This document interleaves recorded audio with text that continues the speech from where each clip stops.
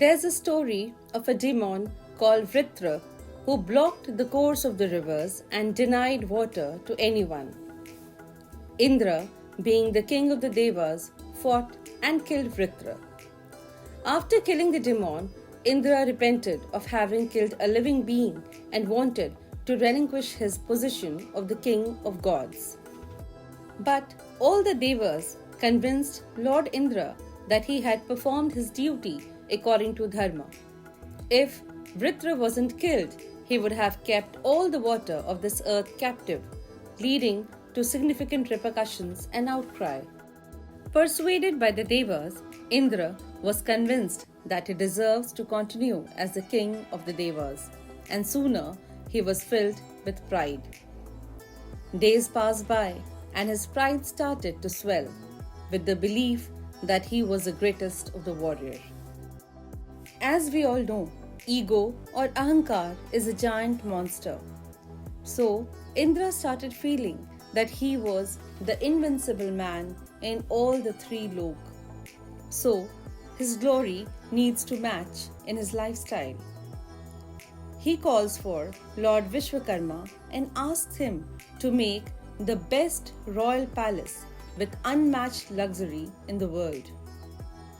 After getting the details, Vishwakarma started building the palace. After some time, Lord Vishwakarma finishes the work and asks Lord Indra to inspect the marvel that stood actualized. Indra, so much possessed by greed and pride, found the palace still small to match his assumed superior position in the world. He asked Lord Vishwakarma to rebuild the palace. This continued for 2 more times. Vishwakarma took huge pains to make the palace more and more royal. But both the times, Indra rejected it. When it happened for the 3rd time, Vishwakarma realized that he could never satisfy Indra. The problem was not in the palace but Indra's ahankar. Distraught, Vishwakarma approached Lord Brahma and narrated the entire story. Lord Brahma understood the problem and asked Vishwakarma to leave his worries and relax. Lord Brahma then approached Lord Vishnu and Lord Shiva to discuss this concern. The next day, it so happened that there was a Brahmin boy outside Indra's palace. Lord Indra observed him appreciating the beauty of the palace. So, with uncontrolled pride, he asked the boy, "Do you like my palace? I got it built to celebrate my success in killing a demon, but it still doesn't match my position." The boy said, "This is the biggest palace built by any Indra." "What did you say just now? Other Indras?" Indra asked, perplexed. Boy, giving a clear look, said, "Yes, each time Brahma wakes up, he creates the universe and a Indra to rule over it. Every time Brahma goes to sleep, the universe is destroyed. I have seen all the Indra till now. Have you seen them?" Meanwhile, a row of ants were marching inside Indra's palace. Looking at them, the boy started laughing. Hearing the boy laugh, Indra was terrified. He gulped and opened his mouth, but no words came out. He feebly asked, "Why do you laugh?" The boy asked Indra, "Are you sure you want to know?" They all are former Indras. They all progress in their life to become enlightened people, but just one heroic act supported by various visible and invisible contributors, and they start thinking of themselves as unbeatable. The fact is that this very thought beats them.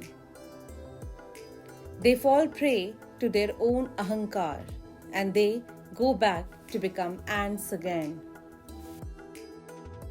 Suddenly, the boy noticed a hermit coming towards them and greeted him. The hermit had some hair on his chest in a circular pattern. The hair in the center had flattened, but some standing hair was there on the circumference. Indra, seeing the ascetic, was more alarmed than ever. After greeting the hermit, the boy asked why a particular pattern of hair was on his chest. The ascetic smiled and said, "Every time an Indra dies, a hair falls off. All the hair in the center has fallen off. Soon, rest of them would also be gone." At this moment, Lord Indra turns silent and starts reflecting. He realized that they were no ordinary people and they had come with a message for him. He understood that there is nothing unique about him and he is a negligible unit in the whole scheme of things. Many like him came and went, and no one is here to stay forever. We must continue doing our duties as per Dharma. It's a story for all of us who feel that we are indispensable and invincible. The fact is that we all are transient in nature. History is a proof of that. We succeed in performing our acts supported by various favorable factors and God's will. When we forget this and develop ahankar or ego, we become vulnerable and we start our backward journey.